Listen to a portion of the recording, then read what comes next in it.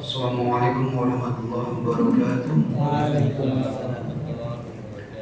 Alhamdulillah, bismillah, alhamdulillah, Allahumma sholli ala sayyidina Muhammad bin Abdillah wa ala alihi wa sahbihi wa mawala. Rabbi shrah li sadri wa yassir li amri wa hlul 'uqdatam min lisani yafqahu qawli, amma ba'd. Puji dan syukur kita panjatkan kehadirat Ilahi Rabbi Allah Subhanahu wa taala yang masih memberikan kepada kita hidayah iman dan hidayah Islam. Mudah-mudahan kita bisa menikmati daripada hidayah itu. Kalau secara akal gitu ya, lihat jarak antara kita dengan Nabi itu 1400 tahun lebih. Tapi kok bisa-bisanya kita jadi umat Nabi Muhammad? Bisa-bisanya kita iman dan Islam. Bapak-bapak, ibu-ibu mungkin pernah dengar betapa Nabi Nuh ingin anaknya Kan'an supaya ikut agamanya. Betapa Nabi Ibrahim ingin ayahnya supaya ikut agamanya. Dan Nabi Muhammad pun demikian, betapa inginnya pamannya Abu Lahab, Abu Jahal supaya masuk Islam. Tapi ternyata tidak. Tapi kita nggak ada hubungan dengan Nabi, cucunya bukan, keponakannya bukan, siapanya kita. Tapi alhamdulillah kita ada dalam kenikmatan, yaitu nikmat iman dan iman Islam.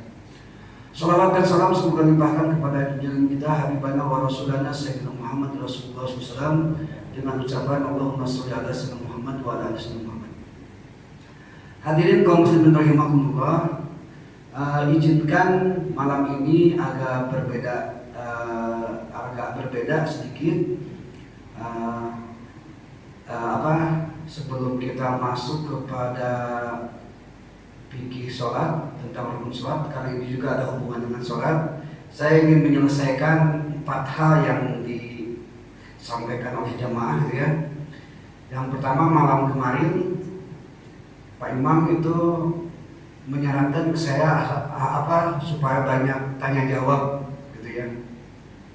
Waktu malam Senin kemarin. Yang kedua,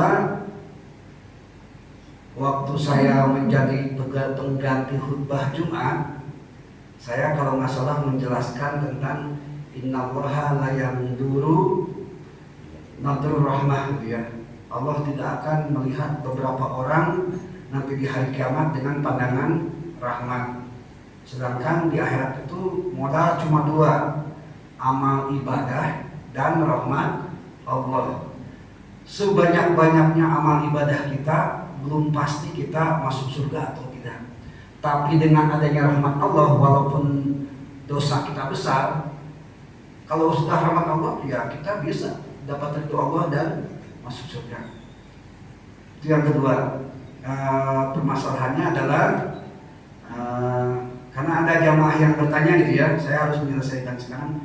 Pertanyaannya adalah Al-masjidu goribun bima baina qaumin la yusalluna alaihi.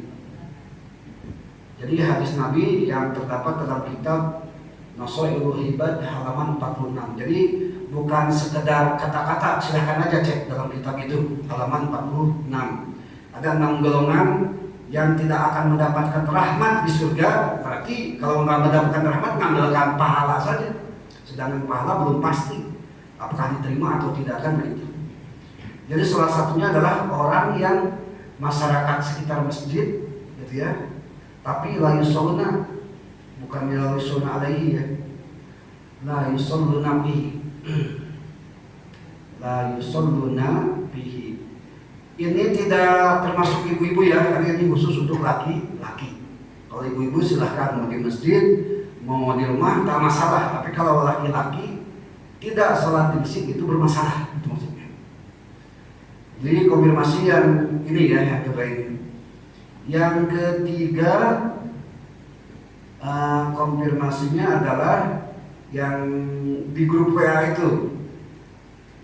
Mungkin yang di grup masjid udah pada tahu ya, bahwa seorang makmum ketika dia berimam kepada seorang imam, imam sudah tasawuf. Kita kan sedang membicarakan tasawuf kan ya, imam sudah tasawuf, dia masih sujud lama yang terakhir kan gitu ya, begitu kan Pak Terus? Ya, betul. Apakah batal atau tidak kan gitu ya? Nah, gitu.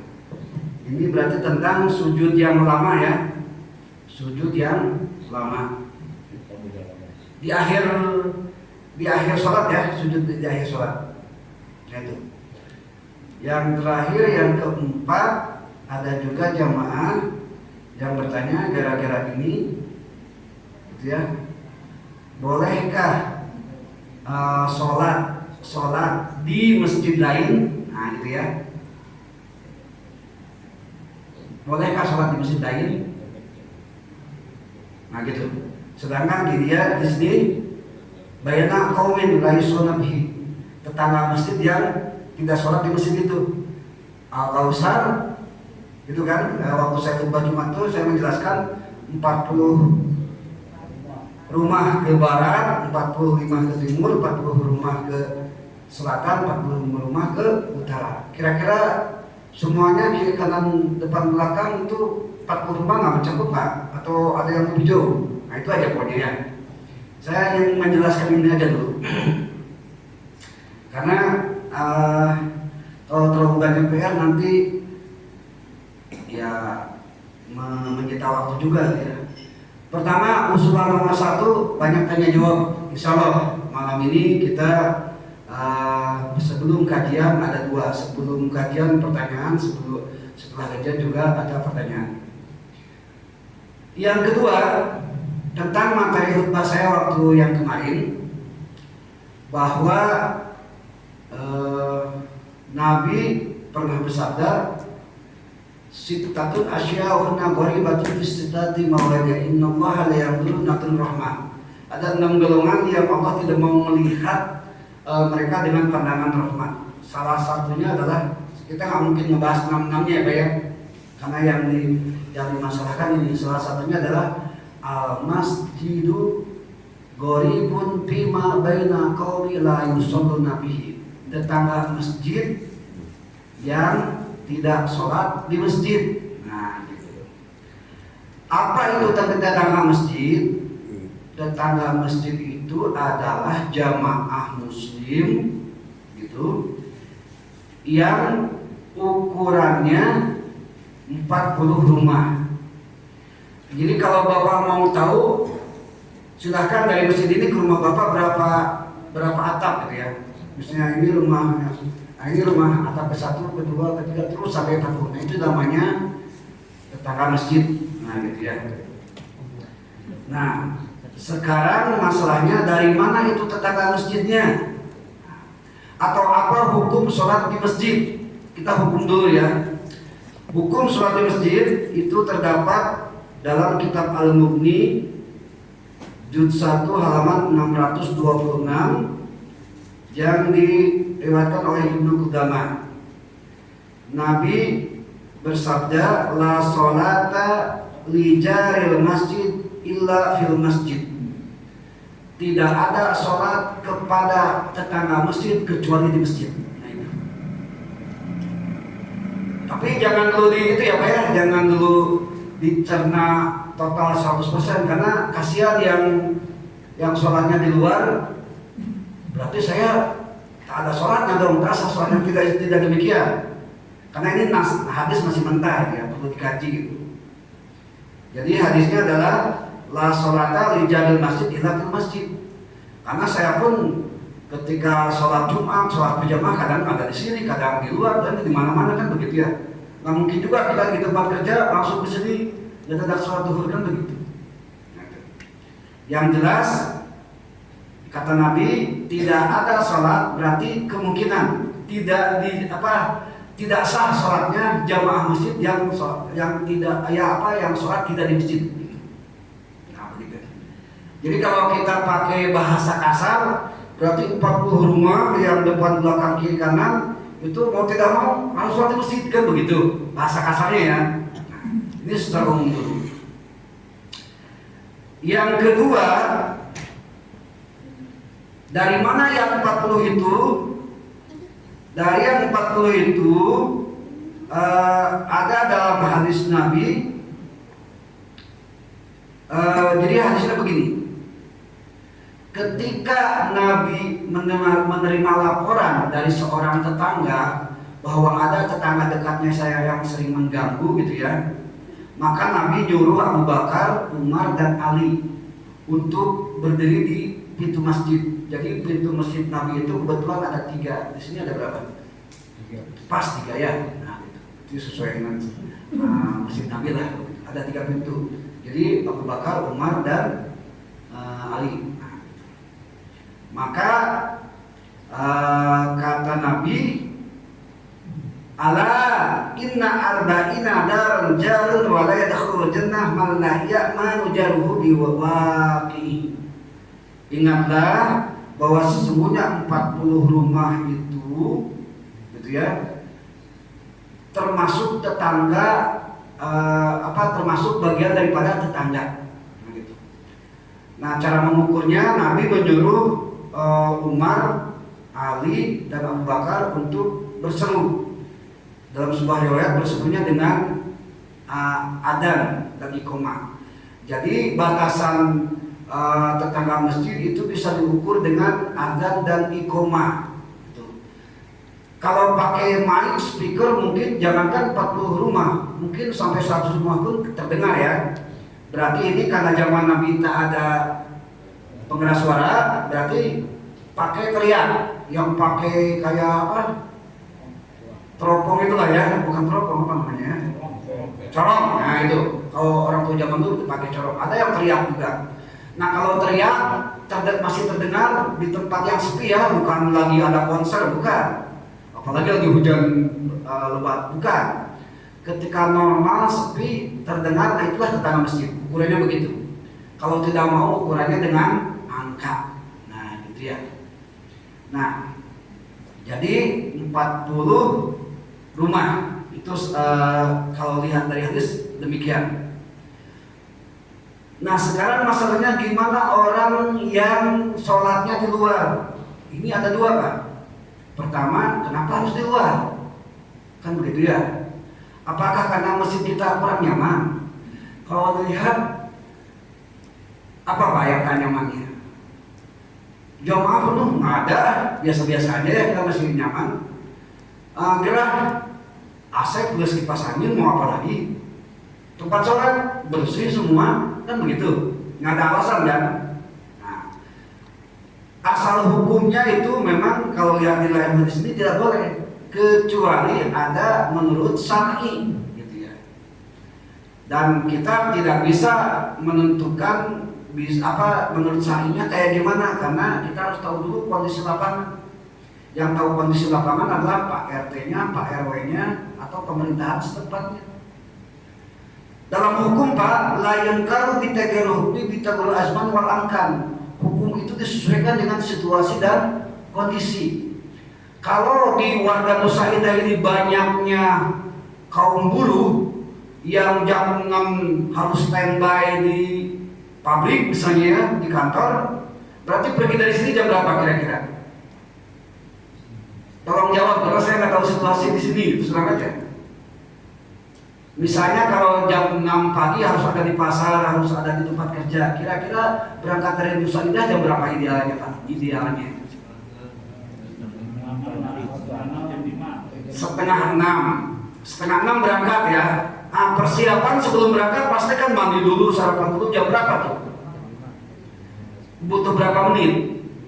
30 menit, berarti jam 5 lah udah mulai persiapan. Nah berarti ketika sholat subuh, gimana caranya seorang imam targetnya jam 5 itu udah selesai, kan gitu. Bahasanya kan gitu ya, menyesuaikan dengan situasi dan kondisi. Kalau mayoritasnya misalnya di sini kebanyakannya buruh atau karyawan pabrik atau apa, saya pun tak tahu kondisi di sini apa. Apakah seperti saya Pak Imam misalnya seorang pegawai yang jam 7.15 sudah ada di kantor misalnya. Kalau bagi kami ya nyantai-nyantai aja kan begitu ya. Dari sini jam setengah 7 pun dah cukup, atau jam 7 kurang 15 pun dah cukup kan begitu. Jadi lihat dulu situasi dan kondisi kan begitu. Nah, jadi untuk masalah yang kedua ini, gitu ya, la yusalluna fihi, karena gini Pak, ada yang karena mungkin jam 5 masih sholat subuh, ada yang sempat ke masjid lain, gitu ya, supaya apa? Supaya agak lebih cepat sambil jalan gitu istilahnya. Kan ada juga yang kayak gitu. Sebetulnya sholat di mana saja tak dilarang, tak jadi masalah. Yang dilarang itu tidak sholat, kan begitu ya. Nah, jadi kalau nanti belum dianggap belum selesai, Bapak Ibu silahkan tanyakan aja ya. Itu yang kedua. Jadi masalah yang kedua ini untuk masalah sholat ada hubungannya dengan nomor 4, sholat di masjid yang lain. Jadi mungkin kita harus introspeksi mungkin kepada pengurus masjid, barangkali pelayanan kita tentang sholat kita atau kajian kita kurang memuaskan sehingga jamaah segini-gini aja. Apalagi subuh kadang-kadang ya tahu sendirilah ya. Nah gitu, kadang satu sab setengah, ada kemajuan gitu lah ya, kan gitu ya. Nah kita pun harus introspeksi juga gitu, ada apa nih. Nah, baik. Nah jadi untuk yang sholat masjidnya tidak di masjid tetangganya itu memang tidak dilarang asal memenuhi kriteria. Pertama, seandainya imamnya kurang bacaannya, kurang fasihat, itu boleh, silakan ke masjid lain. Boleh, bukan wajib, boleh. Atau yang kedua, kita diimami sama orang yang suka maksiat, nah itu boleh. Ya, karena salah satu hadis ini ada yang nomor 3 kalau nggak salah, bukan hadis ini, yang apa di hadis yang lain, wal imamu seorang imam yang makmumnya benci, karihun gitu ya, yang benci sama imamnya, benci karena imamnya suka maksiat, itu boleh ke masjid yang lain. Tapi kalau tak ada kendala, kenapa tidak? Kan begitu ya. Nah saya tambahkan dengan hadis Rasulullah SAW, Nabi pernah bersabda, Ida sholla ahadukumun nas falayukhaffif. Itu kata Nabi. Ini hadis yang diriwayatkan oleh Imam Bukhari, Imam Muslim dan Abu Daud. Kata Nabi, ketika kalian jadi imam sholat bagi jamaah yang lain, nah ini mungkin bagi Pak Imam, bagi Pak Haji, bagi saya, mungkinnya bagi yang pernah jadi imam lah, itu falyukhaffif, maka ringankanlah bacaannya. Nah, itu kata Nabi ya. Jadi apabila jadi imam, maka falyukhaffif, ringankanlah bacaannya. Kenapa harus diringankan bacaannya? Karena yang pertama, al-dha'ifa, ada orang yang lemah. Itu ya. Orang lemah di sini mungkin sakit, mungkin sudah tua, mungkin tak kuat lama sujud, tak kuat lama ruku, atau mungkin lagi sakit pinggang, kan gitu ya. Jadi tugas seorang imam harus melihat itu situasi. Kalau kira-kira ada jamaah yang sakit, tak usah dilamakan sholatnya, kan begitu. Gitu ya. Yang kedua, itu bagi orang yang kecewa dengan imamnya karena kemaksiatannya, gitu ya. Imam sholat di sini umum gitu ya. Nah, itu boleh juga, silakan. Yang ketiga ya, karena ada keperluan. Jadi begini, Bapak kira-kira bisa membayang nggak?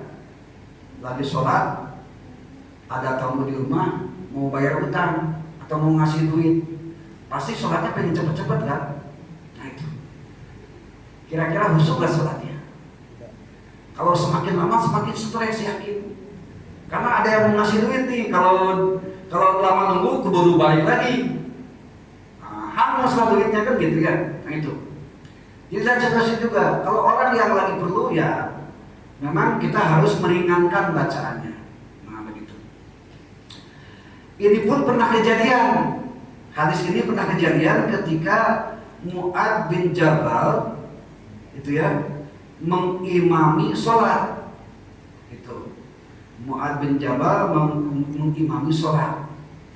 Ada 1-2 orang yang mufaraqah keluar dari sholat berjamaah, jadi sholat sendirian, tapi tetap di masjid. Alasannya karena imamnya membaca surat Al-Baqarah. Surat Al-Baqarah berapa ayat Kak? 286. Kira-kira berapa menit tuh? Nah gitu ya. Bayang kan?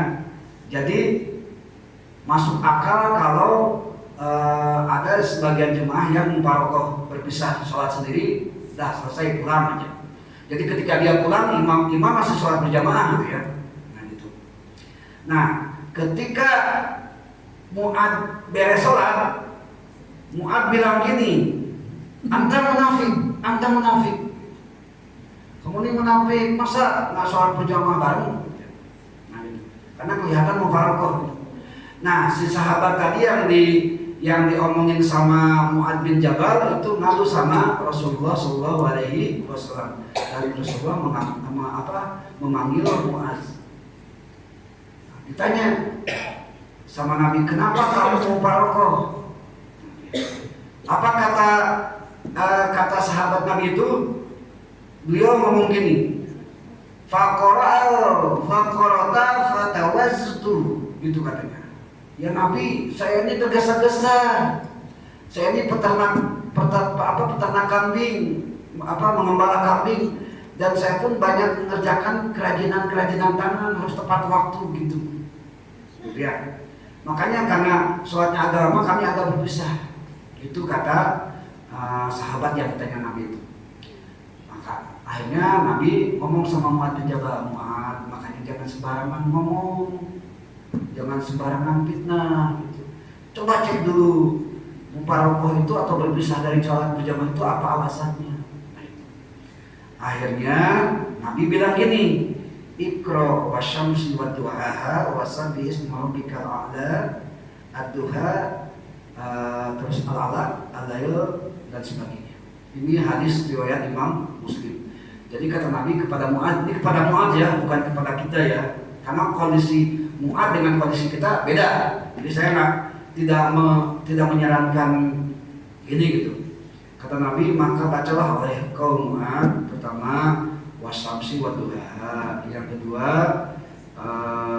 wasabbih isma rabbikal a'la, yang ketiga Iqra bismi rabbikal ladzi khalaq, yang keempat wadduha, yang kelima adalah al-lail wal laili idza yaghsha wan nahari idza tajalla dan sebagainya. Nah, itu ya. Nah, ini menjadi sebuah gambaran bahwa ternyata sholat juga zaman Nabi memang melihat situasi dan kondisi. Nah, begitu. Nah, itu ya, antara 2 dan 4 memang ada hubungannya. Yang terakhir adalah sujud yang lama. Ini ada 2 pertanyaan sebetulnya. Apakah sholatnya batal atau tidak? Yang kedua, apa hukum sujud yang lama, kan begitu? Disyariatkan atau tidak, kan begitu ya?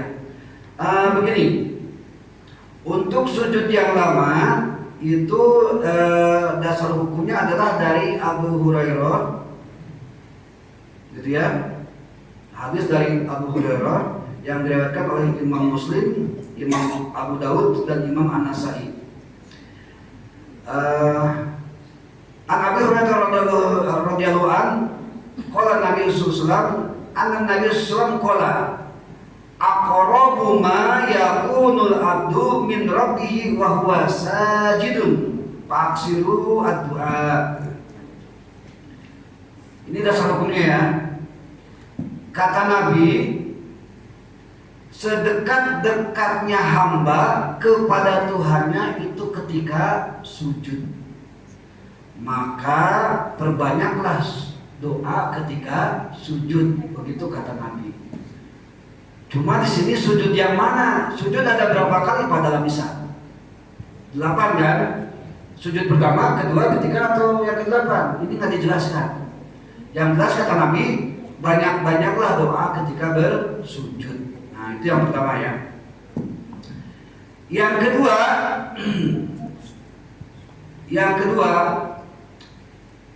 hukum sujud lama itu kata Nabi, ketika Nabi bersabda, "Idza sholat ahadukum linnas," kalau kalian jadi imam bagi manusia, falyuhaffif, maka ringankanlah, kan ringankan ya.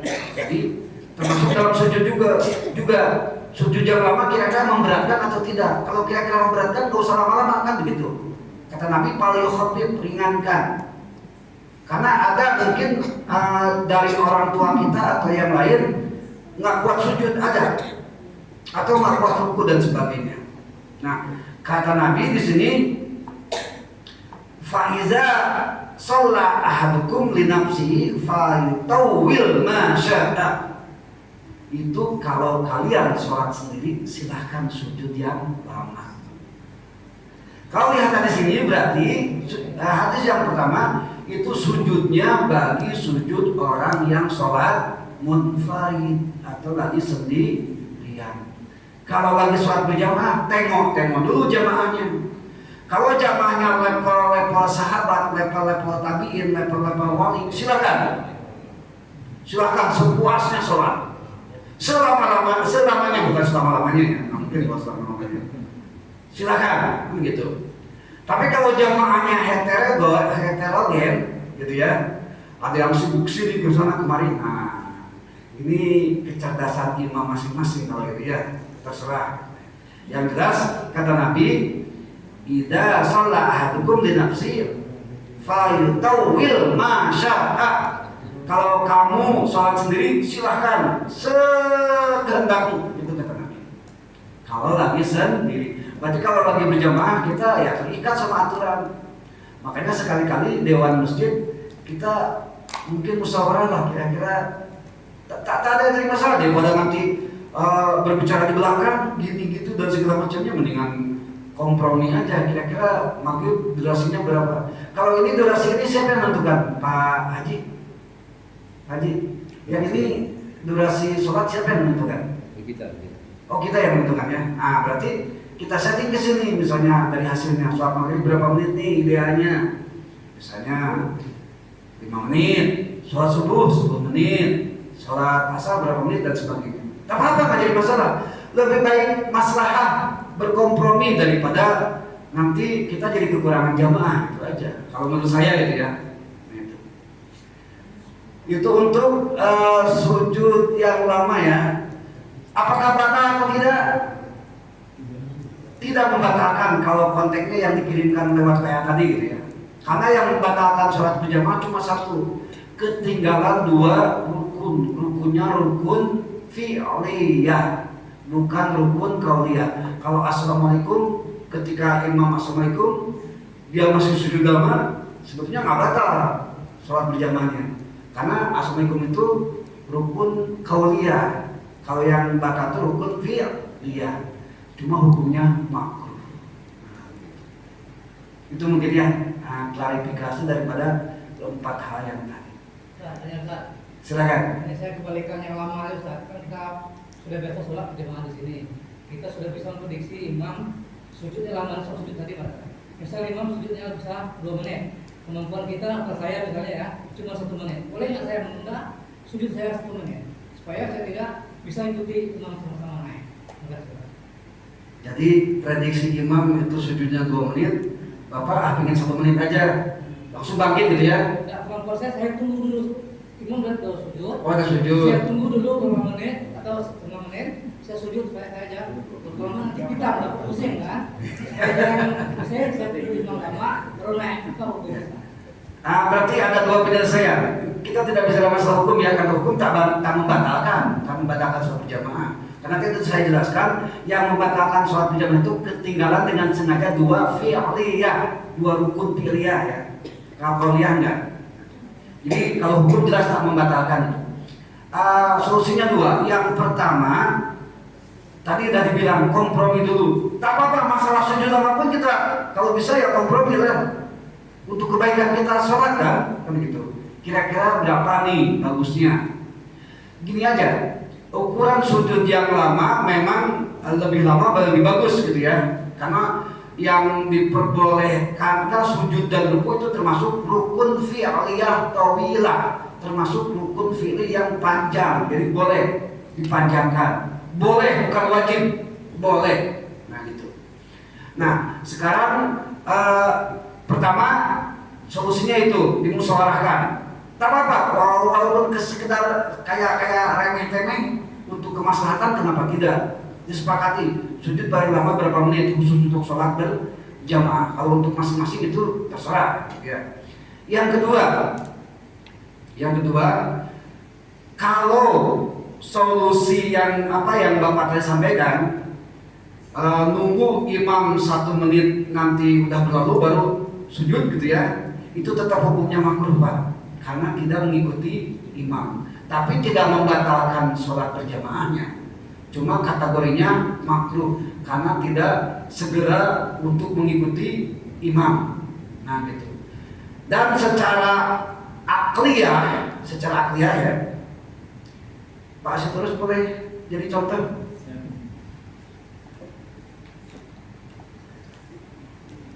Pak Sitorus saya di sini. Silakan sujud. Nah, saya pun sujud ya. Pak Sitorus silakan bangkit. Nah itu atahiyat akhir ya. Nah ceritanya atahiyat akhir. Kita kan masih sujud. Nah lama begini, ukurannya subhana rabbiyal a'la wa bihamdi 3 kali. Berapa detik tuh Pak kira-kira ukurannya? Ukurannya berapa detik? Kita sepakati aja. Nah 30 detik. Kalau Bapak sujud gini masih 30 detik itu tidak makruh, karena normalnya 30 detik. Tapi setelah 30 detik masih tidak mengikuti ini bangkit, itu makruh, gitu ya. Nah, terus yang kedua di video WA itu saya melihat dia baru atahiyat, imam sudah assalamualaikum kan. Saya yakin bacaan atahiyatnya belum selesai, saya yakin. Wajib dia melanjutkan bacaan atahiyat, karena membaca atahiyat itu termasuk rukun sholat.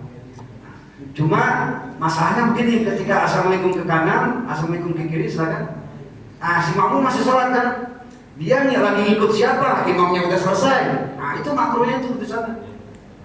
Jadi akan ketinggalan karena apa? Karena dia melambatkan kan. Nah, ketika imam assalamualaikum kanan, assalamualaikum kiri, si makmum itu jadi ngikutin siapa? Imam udah selesai, udah finish, kok dia masih main gitu? Itu maksudnya. Makanya kalau bisa Pak, Bu, ketika imam assalamualaikum, kita pun langsung as, gitu. Ulang ya, ketika imam assalamualaikum kita mulai as. Coba yang ada keras. Assalamualaikum. Nah itu. Jadi ketika kita pun as, atau misalnya imam assalamualaikum warahmatullahi kita baru as, nggak apa-apa. Nah, itu. Supaya apa? Supaya kita salam ke kanan dan ke kiri masih mengikuti imam.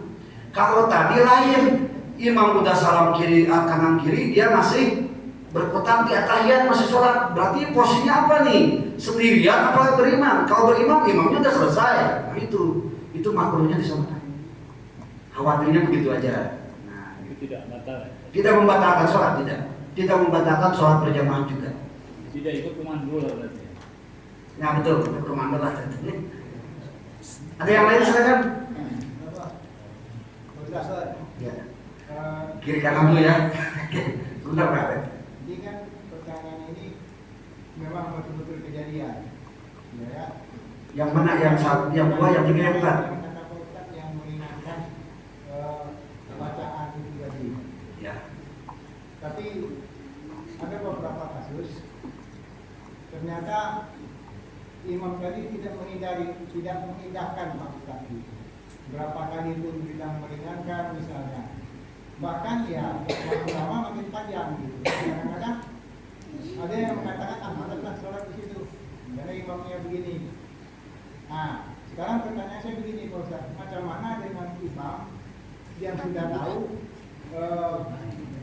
harus meringankan bacaannya, tapi imam sendiri tidak melaksanakannya Pak Ustaz? Baik, Terima kasih. cukup ya. Ya, Baik. cukup. Jadi saya bacakan hadisnya lagi ya, ulang lagi hadisnya. Saya bacakan lagi hadisnya. Terdapat dalam kitab Tawdihul Adilah juz 2 halaman 134 sampai 135. Diberi hadis diriwayatkan oleh Imam Muslim, Imam Abu Dawud dan Imam An-Nasai. Saya tegaskan sekali lagi, ini hadis masih harus kita kaji gitu. Idza shalla ahadukumun nas, apabila teks yang lain idza ama ahadukumun nas, apabila menjadi imam bagi manusia, bagi jamaah, falyukhaffif, ringankanlah. Alasan Nabi ngomong gitu, Nabi melanjutkan, fa inna binnas, karena kondisi manusia jamaah adhoifa, ada yang dhaif, ada yang lemah, orang tua gitu ya. Wasaqima, ada yang lagi sakit, wazal hajati, dan ada yang lagi butuh, ada keperluan itu maksudnya, keperluan pergilah kemana, ke sana kemari dan sebagainya. Nah, jadi berarti ini kata Nabi mungkin kepada kita ya sebagai imam, hei imam, coba tengok dulu jamaah sholat gimana kondisinya. Apakah ada orang yang tua, yang lemah, yang kira-kira sholatnya merepotkan dia? Apakah ada orang yang sakit? Apakah ada orang yang perlu banget? Kalau perlu banget susah kita mengidentifikasinya, susah juga gitu ya. Ya tapi pakai piring lah, berarti imam ada syarat tambahan, piringnya tajam gitu. Nah, gitu. Makanya mohon maaf, jadi ketika kita setelah qomat, memang imam harus keliling dulu, ya, selain mengisi saf pertama yang kosong, khawatir ada yang kosong, juga lihat kondisi jamaah. Bisa aja kan ada yang tua renta, bungkuk nggak bisa nggak tahan sholat dan sebagainya. Nah gitu. Nah, kalau lihat dari hadis ini, kata-kata falyukhaffif itu fil amar. Jadi Nabi menginstruksikannya demikian. Seorang imam perhatikanlah, ada yang sakit, ada yang lemah, ada yang tua, ada yang keperluan. Kalau ketiga itu terdeteksi falyukhaffif, maka ringankanlah, gitu maksudnya. Nah, jadi kewajiban meringankan sholat itu bagi jamaah yang ada yang tua, ada yang sakit, ada yang lemah, dan ada yang keperluan. Nah sekarang kata Pak Dirman, bagaimana kalau seorang imam tidak mengindahkan? Kalau tidak mengindahkan ketika yang tiga itu ada, berarti hukumnya ya tidak mengindahkan berarti. Kan gitu. Apa ya hukumnya? Susah juga saya. Karena memang belum menemu hukum itu kan cuma 5. Wajib, sunat, mubah, makruh, haram.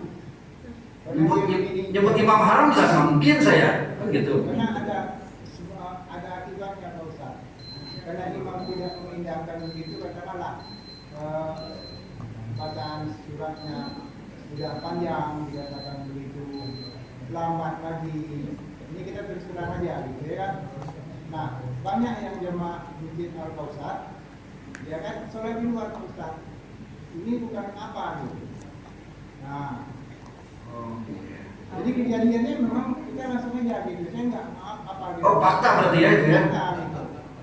Nah, jadi banyak yang sholat di luar, sholat di luar, begini.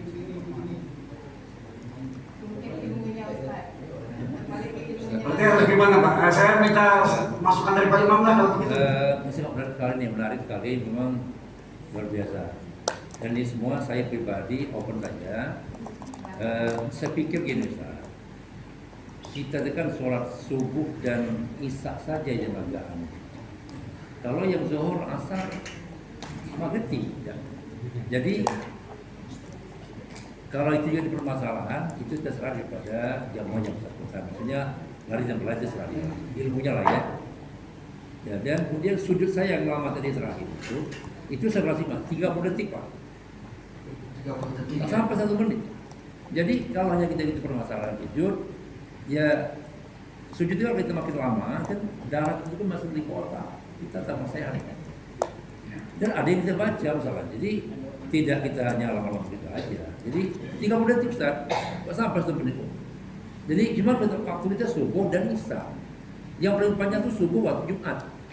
Ya, baik. Kan paling terus sedang aja. Jadi kalau gara-gara itu dipermasalahkan, dipertanyakanlah imam kita saja. Jadi ini mohon maaf. Kapan lagi kita mau sholat berkualitas? Nah, ini kan gitu masalahnya. Zuhur, asar, maghrib singkat kok. Bahkan kita pengajian ini saya tidak zikir, langsung kita doa. Itu kurang. Nah, gitu. Jadi itu permasalahan kembali ke imam masing-masing dan amal masing-masing. Nah gitu aja. Apalagi itu cari pengganti saya imam itu depan. Itu aja. Siapa imam Itulah yang masalahnya. Jadi kan saya tetap Pak. Saya kalau subuh Jumat saya bawa itu Pak. Saya cukup berani saya bawa itu. Saya coba mengajak kita itu bagaimana sholatnya ya bukan 11 tidak, tapi kita masih sama-sama kita coba. Coba bacaan saya kurang pasti karena masalah dan macam belum bacaan saya. Kalau ada yang lain pasti silakan menggantikan saya. Cari penggantinya. Apalagi yang gitu kan, dan jadi itu silakan. Subuh saja Pak dengan isya. Isya pun kita kan ambil sedang gitu. Zuhur asar tidak. Itu saja. Kita ini kan kaitan belajar tentang meringankan. Iya kan? Nah, seharusnya kan dengan adanya pengajian ini kan sebagai aturan kita. Oh, kalau kita begini selama ini, berarti kan kita memberatkan bagaimana? Mencari solusi, bukan mengatakan, oh, saya merasa begini, saya bilang imam yang lain. Berarti kan itu kan bukan belajar kita di sini. Contoh kawan tadi tanya, sujud kalau dia tidak mampu misalnya. Iya kan? Nah, tentu dia mencari solusi supaya sholat dia ini tidak batal. Dipertanyakan, mungkin ya yang pertanyaan itu mungkin ada kejadian di sini. Nah, bisa disinggung pula orang begitu jadinya. Maksud kita kan bukan seperti itu, kita duduk di sini belajar. Nah, bukan kita mau kita bertanya tentu ada kejadian. Kalau dulu kita sekolah dulu, Pak Ustaz kalau mau bertanya, nah bagaimana Pak dulu? Iya kan? Takut dianggap kawan bodoh gitu. Nah, saya terima kasih betul Pak Ustaz pengajian ini gitu. Jadi apa yang terjadi atau yang belum kita ketahui bisa ditanyakan langsung di sini begitu. Kita bukan mau menyalahkan siapa, karena tadi itu pertanyaan saya timbul meringankan. Nah, ada makmum imam, ya kan? Pak Ustaz sering meringankan. Sebelum sholat dia ke belakang. Ada oknum imam juga tidak melihat seperti itu. Pertanyaan saya kan, gimana imam seperti itu gitu. Bahkan Pak Haji Jafar pernah share di grup, imam yang tak begini-begini katanya ya, bisa dikatakan zolim. Coba buka di grup, saya kurang baca persis gitu. Dan seperti itu Pak Ustaz. Kita duduk di sini bukan mau cari kesalahan orang, bukan mau mendudukkan orang, ingin belajar. Ya, Terima kasih Pak Ustaz. baik, saya ingin yang independen ya. Mungkin dari perwakilan pemerintahan coba ada Pak RT nggak di sini? Coba. Coba Pak RT. Pak, terima kasih. Jadi gini Pak Ustaz, menyambung imam itu panjang, memang perlu kesah warga itu Pak, banyak melapor ke kami juga Pak. Saya kebetulan saya pengurus masjid juga, saya harus sampaikan di majelis ini Pak. Kenapa orang waktu keluar? Yaitu karena maaf Pak Marwai juga nih, karena kita sama-sama belajar. Jadi kadang imam itu tidak ada jamaah ke belakang, orang tua atau apa, ada yang lakukan. Lalu PRT saya ini kan guru harian lepas. Saya bukan pegawai. Saya kalau udah baca dengkul saya ini bergetar. Kalau saya umur 60 lebih PRT, saya rentan buang angin. Kalau udah lama tuh PRT mau kemana? Jadi saya batal, saya kan ingin berjamaah gitu Pak. Maksudnya itu, ini kan kasus ini Pak udah lama, jadi karena ini tuh kemaslahatan bersama ya, kita cari jalan tengah lah untuk Pak Imam yang baca solusi. Lihat jamaah kondisi yang di belakang. Bukan nggak boleh baca ayat-ayat panjang, bukan Pak. Paling tidak lihatlah kondisi jamaah kita gitu. Nah, makanya jamaah kita ini banyak ke masjid keluar. Karena kalau saya tanya, terlalu lama PT. Nah, itu wajib saya sampaikan di majelis ini karena saya nggak mau nutup-nutupi. Itulah apa adanya keluhan warga. Terima kasih Pak, itu aja Pak. Astagfirullahaladzim, saya pun berarti sempat sudut juga gitu ya. Kok kenapa pas ada banyak orang yang pergi gitu? Mungkin ada sebagian yang ke masjid luar mungkin gitu ya. Gini saja kesimpulannya untuk sementara al-manjilatu bainal manjilataini. Segala sesuatu itu kita ambil jalan tengahnya. Kalau kiri jangan, kalau kanan jangan, kalau depan jangan, kalau belakang pun jangan. Gimana cari solusinya? Sekretaris masjid siapa Pak Haji? Sekretaris masjid siapa? Atau apa pas terus aja lah kita cari momen waktu untuk musyawarah kecil RT 1, RT 2, RT 3 jam pengurus masjid dan perwakilan jamaah masjid. Bisa nggak kita, karena kalau kita cari solusi sekarang jelas waktu tak akan cukup gitu ya. Tapi kesimpulannya tadi jalan tengah solusinya yang win-win solusi itu. Ustaz, yang saya sih belum lama jadi jemaah di sini. Saya lihat kondisinya kalau ada rapat itu, kita yang diundang tuh orang-orangnya yang vokal-vokal itu tak datang. Kenapa? Saya tanya juga yang nggak datang itu apa alasannya? Karena rapat itu seperti menyampaikan hasil bukan mencari solusi. Jadi dibuat pun rapat tak ada yang datang. Kenapa? Mereka tak mau datang, nanti dia pun istilahnya ngasih masukan tak direspon atau tak ada solusi gitu. Tetap keputusan itu keputusan yang sudah dibuat selama ini. Jadi sama aja dibuat rapat pun tak ada guna. Ya udah sesuai dengan perintah Allah, syawirhum bainakum bukan rapat musyawarah aja berarti. Gimana Bang? Apa? Izin Pak, kalau saran saya bagus dibikin kertas survei aja. Jadi gimana tanggapan atau saran tentang ini? Kekurangan. Enggak, masalahnya kalau lihat paparan dari Pak RT, dari Pak Dirman, dari Pak Imam dan sebagainya memang perlu jalan keluar nih. Di satu sisi kita harus memakmurkan masjid sebagai tetangga masjid. Di sisi lain kita pun ingin ibadah sesuai dengan keyakinan masing-masing dalam pengertian tetap dalam konteks Islam gitu kan. Begitu.